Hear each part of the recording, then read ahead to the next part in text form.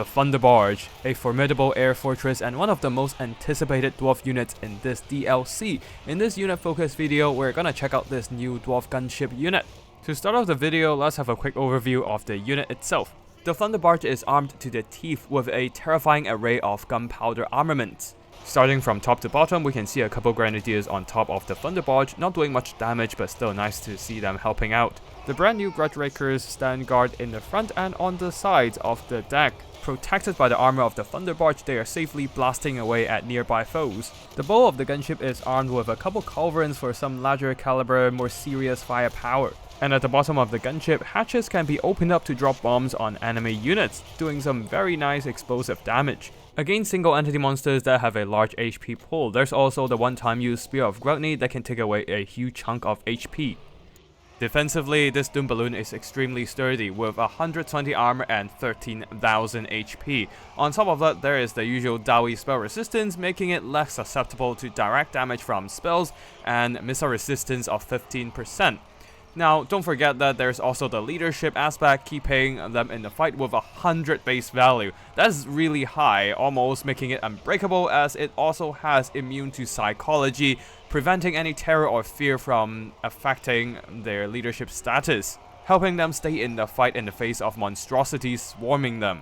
Stat-wise, the major drawbacks on the Thunder Barge are its low speed and low melee stats. Speed-wise, at only 30, a lot of lighter infantry is actually faster than this flying machine, but there is indeed an ability to compensate for that, and that is the Thunder Burner. By turning on the ability and sacrificing some HP, you can get a 200% speed boost and get the Thunder Barge to 90 speed. As you can see, the Thunder Barge is moving at a much faster pace and even able to make sharper turns when you order it to do so. Now, do have to be careful though, the Thunder Burner ability does do damage to the Thunder Barge over time. It's not a lot, and the Thunder Barge has a huge HP pool, but it does add up over time. The other drawback is the low melee stats on the Thunder Barge at only 20 attack and 10 melee defense, but then again, the Thunder Barge is a gunship, so melee attack doesn't matter. All its DPS relies on the gunpowder weaponry loaded on the war machine anyways. The melee defense also doesn't matter much because the Thunder Barge has more than enough HP and armor to tank damage. This powerful combination of firepower and durability makes the Thunder Barge a super weapon that you can simply plop in the middle of your army and let it sit there do all the heavy lifting for you. Because of the gunship trait, the Thunder Barge automatically attacks with its gunners and even move into bombing positions to lay waste to enemy lines. So all you need to do is park your Thunder Barge close to enemies and you can sit back and watch it do all the work. This makes the Thunder Barge a terrifying air fortress that can provide substantial air support to the Dawi defenses.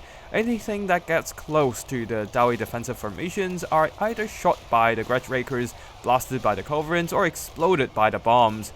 There are simply nothing in the game right now that can outmatch the overwatch fire provided by the Thunder Barge.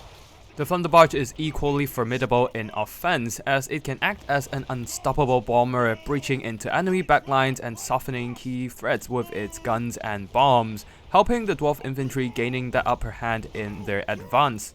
Most missile units, if not all, cannot withstand this kind of barrage of bullets and explosions, and it is very possible for a Thunder Barge to solo an entire backline.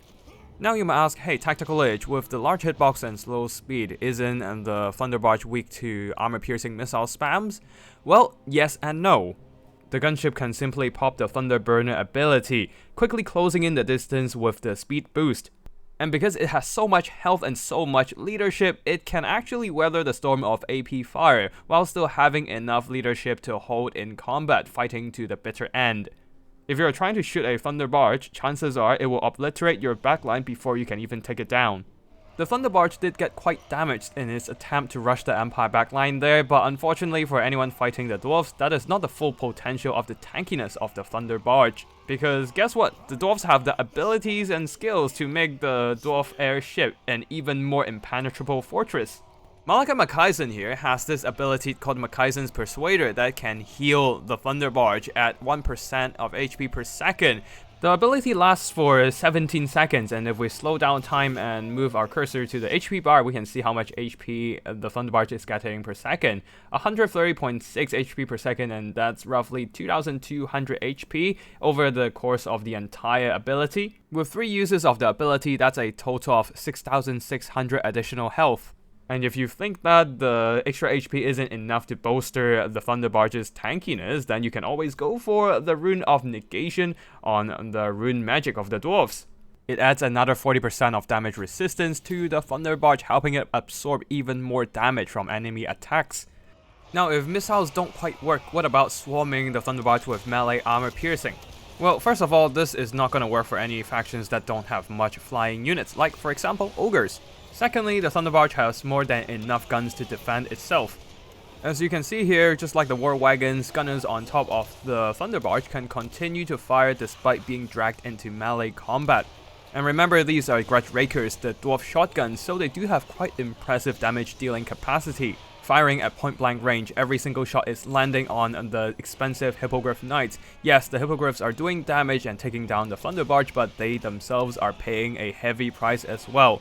A single Thunder Barge of 2,800 gold is soloing 2 Hippogriffs. One of these guys costs 2,200, so in total 4,400 gold worth of elite flying cavalry that also deals armor-piercing melee attacks. The Thunder Barge might be going down, but the crew definitely took down enough Hippogriffs to make themselves proud. And if you use everything including skills, buffs, abilities available to the dwarves and the Thunder Barge, things get even more ridiculous.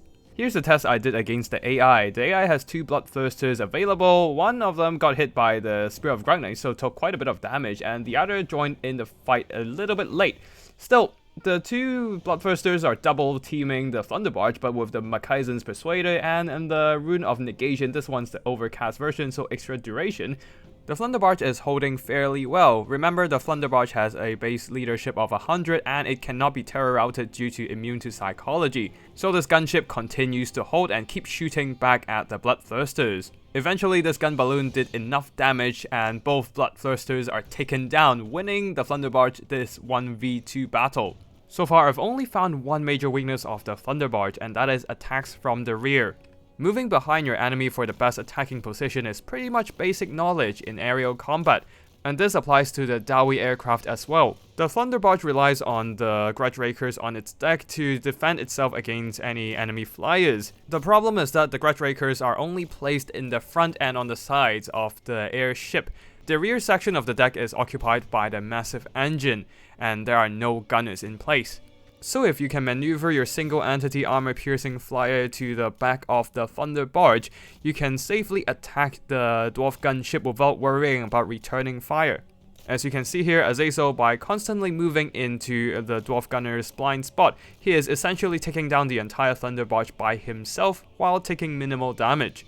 In campaign, this is probably the best way you can cheese a Thunder Barge and take it down, but in multiplayer, unfortunately this is not gonna be too effective because you can't really just put all your micro into one single entity. The Thunder Barge will be moving non-stop and you will have to constantly micro your single entity to make sure they are on the rear section of the Thunder Barge, so it is not the most effective use of your time while the Thunder Barge obliterates the rest of your army.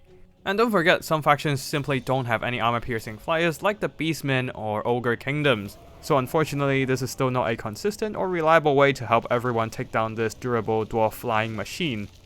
In conclusion, the Thunder Barge is pretty much an auto-win gunship. It packs enough firepower to solo entire armies, and the gunship trait allows it to automatically direct its destructive arsenal at any enemy within range without needing much micro. So all you need to do is park it close to hostile forces and it'll rake up enough kills to win you the battle. It is equally ridiculous in defense. Not only does it possess outstanding durability, if you're fighting the Thunder Barge and manage to get the jump on it with melee flyers, I'm sorry, condolences to your flyers, but they're going to die horribly to the Grudge Rakers on the gunship blasting their face in. The fact that it has access to Malachai's healing and the runic magic's damage negation buff makes it pretty much indestructible. Even the only weakness, its slow speed, can be compensated by a small sacrifice of HP with the Thunderburner turbo ability. Honestly, I've never seen a more broken unit in the game in my years of playing Total Warhammer. It would be fun to field the Thunder Barge in campaign and watch it wreck AI armies, but in multiplayer, it absolutely breaks the balance. It basically pays for itself just by existing on the battlefield, and there are very few to no counters available to its foes. Unless CA adjusts the unit in the life patch, I think the unit is going to make the ranked multiplayer rather unfun and is likely to be banned in regulated multiplayer. Personally, I think a good way to balance the Thunderbarge is to lower its damage output, replacing the Grudge Rakers with regular Thunders so that they kill enemy flyers a little slower. And the bomb drops should be changed into something more in line with the rest of the Dwarf Air Fleet, being manually activated abilities with a limited amount of usage. This will make the Thunderbarge a little bit more difficult to use and makes it less of an auto-win machine. But yeah, for now we'll just have to bear with the power creep and see what CA will do to balance this new dwarf unit. What are your thoughts about the gunship? Feel free to drop a comment down below and share your thoughts. If you want to see more Thrones of Decay early access content, be sure to subscribe to my channel. Thank you for watching and I'll see you in the next one. Tactical Lich, signing out.